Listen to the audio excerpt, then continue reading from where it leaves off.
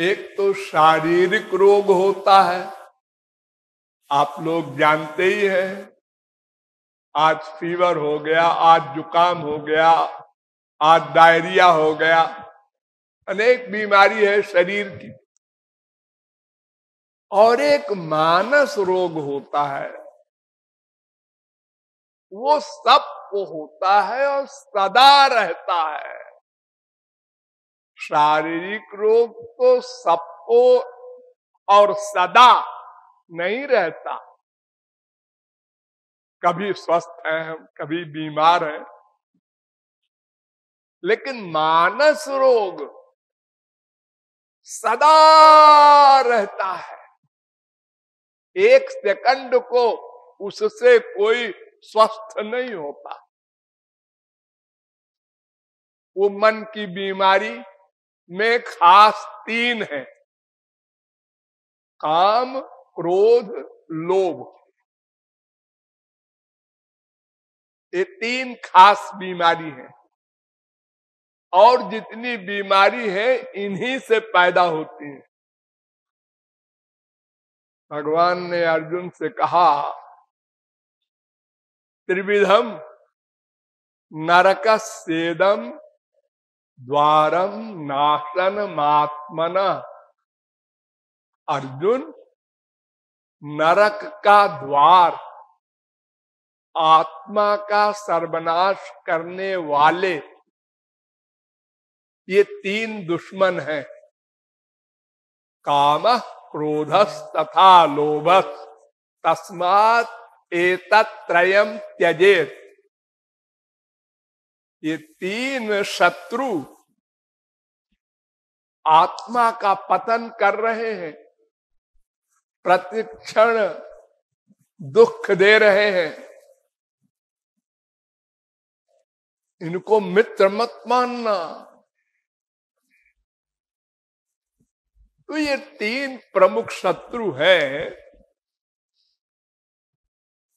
इनको हटाने के लिए, मिटाने के लिए क्या किया जाए?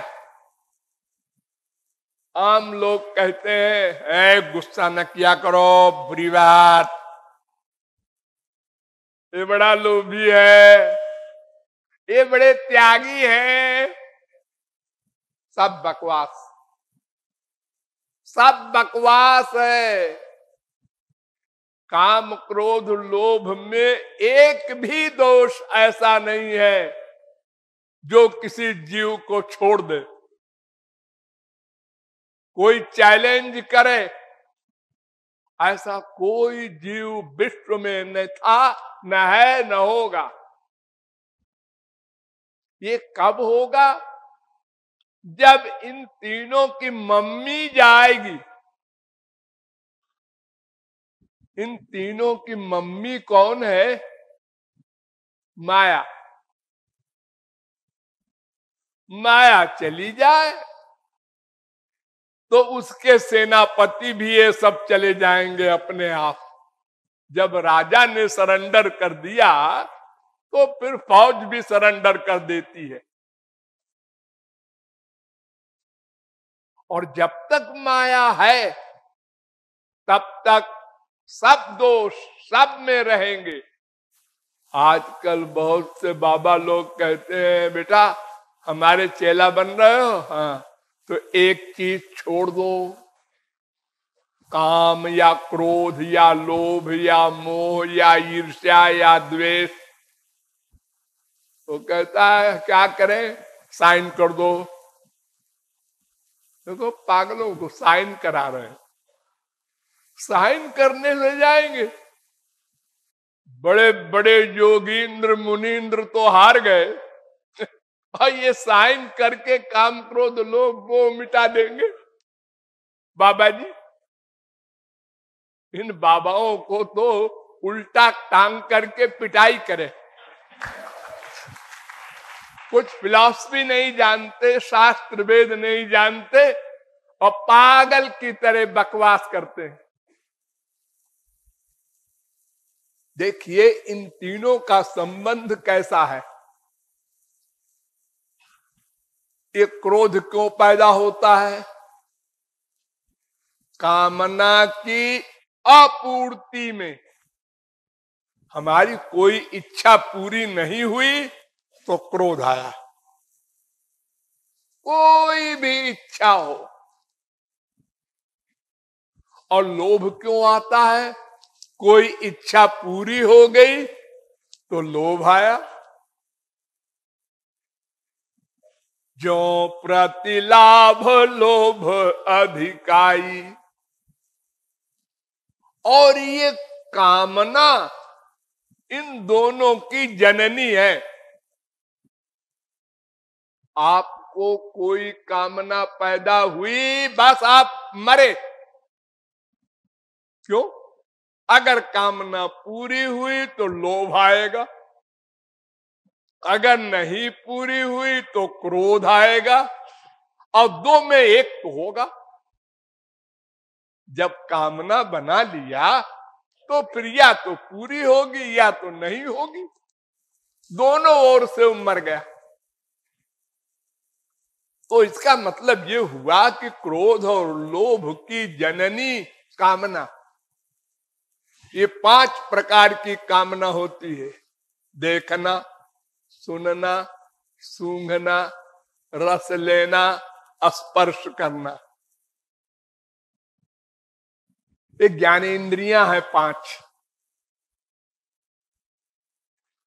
तो ये कामना आई, बस बीमारी आ गई।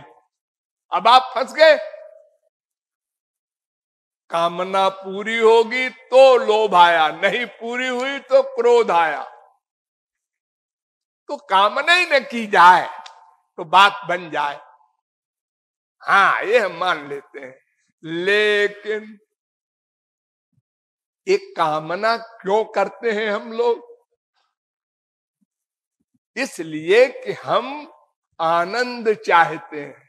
आनंद, हैप्पीनेस, स्पिरिचुअल हैप्पीनेस, अनंत आनंद। अनंत आनंद हमारा नेचर है। नेचर, नेचर भूलना नहीं इस शब्द को। यानी कोई इस नेचर को मिटा नहीं सकता, ब्रह्मा शंकर भी। क्यों? हम आनंद ब्रह्म के अंश हैं, इसलिए। तो आनंद चाहना पड़ेगा। और आनंद कहाँ है? ये बुद्धि ने जहां डिसाइड किया उसकी कामना करनी पड़ेगी। माँ से आनंद मिलेगा, बाप से मिलेगा, बीवी से मिलेगा, रसगुल्ले से मिलेगा। जहां कहीं बुद्धि कह दे उसी की कामना बना लेंगे। तो आनंद की कामना प्रमुख है। अगर आनंद की कामना बंद कर दें तो साहब बीमारी चली जाए। लेकिन इम्पॉसिबल। जब तक आनंद नहीं मिल जाएगा, आनंद की कामना बंद नहीं हो सकती। और ये आनंद की कामना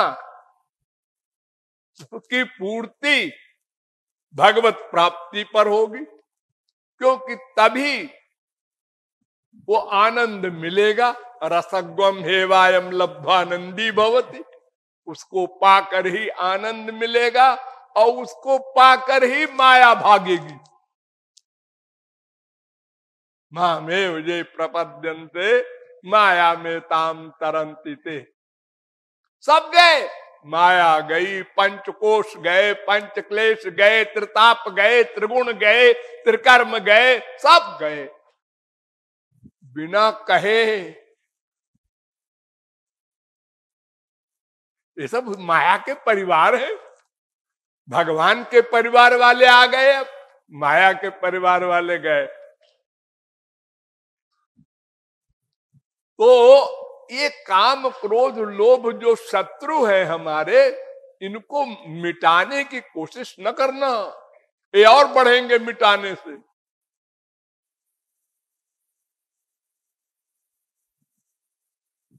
चिंतन होगा और बढ़ेंगे। इनको भगवान की ओर मोड़ दो। भगवान में आनंद है, नंबर 1 डिसीजन। तो भगवान की कामना पैदा हुई, उनसे मिलना है। तो अब 4 दिन हो गए, 4 महीने हो गए, 4 साल हो गए, 4 जन्म हो गए, भगवान नहीं मिले, क्रोध आया। आने दो, ये बढ़िया क्रोध है। ये क्रोध आएगा तो और साधना तेज होगी। हा रघुनंदन प्राण प्रीते, तुम बिन जियत बहुत दिन बीते। गुस्सा करो, इतना जीवन बीत गया और तुम नहीं मिले। धिक्कार है मेरी बुद्धि को जो सरेंडर नहीं करती। तुम तो परम दयालु हो। ये मक्कार मन गड़बड़ कर रहा है। धिक्कारो अपने आप को, फील करो तो और साधना बढ़ेगी। और जब प्रेम पाने लगो तो तृप्ति ना करो। आज आनंद के आंसू आए, अब हम भी हो गए तुलसी सूर मीरा कबीर। ऐसा न सोचना, ये तो अभी शुरुआत है। बहुत पाप है, वो सब शुद्ध हो गए, मिटेंगे, तब अंतःकरण निर्मल होगा। यानी तृप्ति नहीं, आंसू बहाते चलो, बहाते चलो, मिलन की व्याकुलता बढ़ाते चलो। कभी कभी आपको ऐसा लगेगा जब साधना तेज हो जाएगी, हाँ श्याम सुंदर आ गए, अरे हमने देख लिया उनको, सुनो, ओ गुरु से पूछो मुझे भगवत प्राप्ति हुई कि नहीं, वो बताएगा। ये दर्शनाभास कहलाता है। अंदर से ये फीलिंग होगी पक्की, हाँ देखा, अरे मेरे सामने खड़े हो गए थे। नहीं नहीं अभी नहीं हुए, आगे बढ़ो, नहीं अहंकार हो जाएगा, डाउन हो जाओगे। तो इस प्रकार इन सबको भगवान की ओर मोड़ दो, ये तुम्हारे मित्र बन जाएं, तुम्हारा कल्याण कर दे, तुम्हें भगवान से मिला दे, गोलोक पहुंचा दे।